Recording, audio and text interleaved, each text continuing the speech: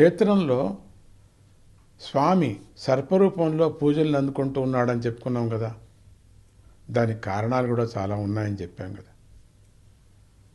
మొదటి కారణం చెప్పుకున్నప్పుడు స్వామి అనుకుంటాడట, బ్రహ్మను ప్రణవార్థం చెప్పలేదని బంధించినప్పుడు కుమారస్వామి వక్రబుద్ధితో నేను బ్రహ్మను అవమానపరిచాను కదా, దీనివల్ల లోకాలకు మంచి జరిగినప్పటికీ కూడా నేను వక్రగతి అయినప్పటి సర్పంగా మారి తపస్సు చేసి బ్రహ్మను అవమానపరచడం వల్ల కలిగినటువంటి పాపాన్ని నేను పోగొట్టుకుంటాను అనుకున్నాడట. అలా తాను చేసిన అపరాధానికి శిక్షగా తనను తానే శాసించుకొని ఘాటీ క్షేత్రంలో తపస్సు ప్రారంభించాడు. రెండవ కారణం, తారకాసురుణ్ణి సంహరించిన కుమారస్వామికి బ్రహ్మహత్య చేశాననేటువంటి దుఃఖం కలిగింది.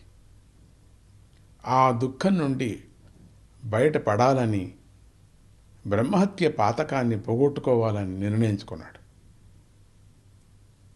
అప్పుడు భూలోకాన్ని ఉద్ధరించటానికై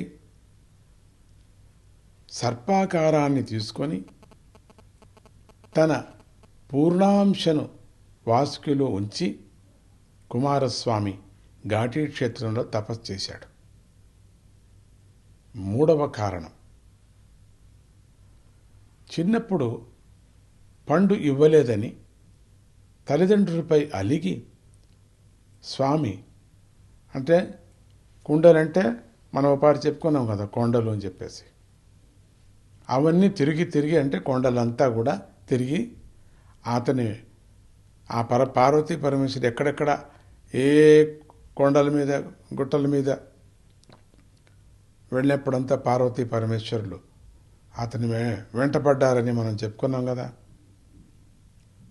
వాళ్ళ నుండి తప్పించుకోవాలని కుమారస్వామి సర్పాకారాన్ని తీసుకొని గుహలలో నివాసం ఉన్నాడు.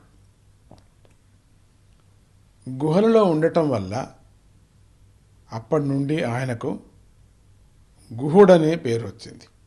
గుహలలో దాక్కున్నప్పటికి కూడా అక్కడ కూడా తల్లిదండ్రులు వచ్చారు.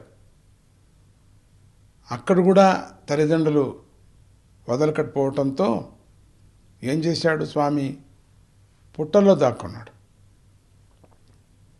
అలా తల్లిదండ్రుల్ని తప్పించుకుంటూ ఘాటీ సుబ్రహ్మణ్య క్షేత్రానికి వచ్చాడు. ఇంకా నాలుగవ కారణం, దేవతలు తమను రక్షించిన కుమారస్వామి మీద ప్రీతితో ఒక క్షణం కూడా ఆయన విడిచిపెట్టుకోకుండా ఆయన వెంటే ఉండసాగారు. ఇలా దేవతలు తమ కర్తవ్యాన్ని మరిచిపోయి తన వెంట తిరగడం కుమారస్వామికి నచ్చలేదు. దేవతలను మీ పనులకు మీరు వెళ్ళండి అని చెప్పాడు.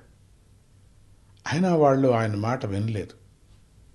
అందువల్ల కుమారస్వామి సర్పాకారాన్ని తీసుకొని వాళ్ళకు కనిపించుకోకుండా భూలోకంలో తిరిగాడు.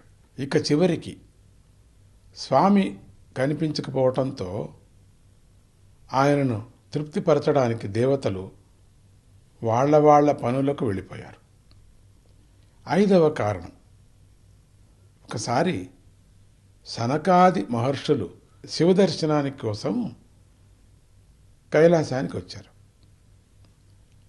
ఆ సమయంలో ఏం జరిగిందంటున్నారా? జై గురుదత్త, శ్రీ గురుదత్త.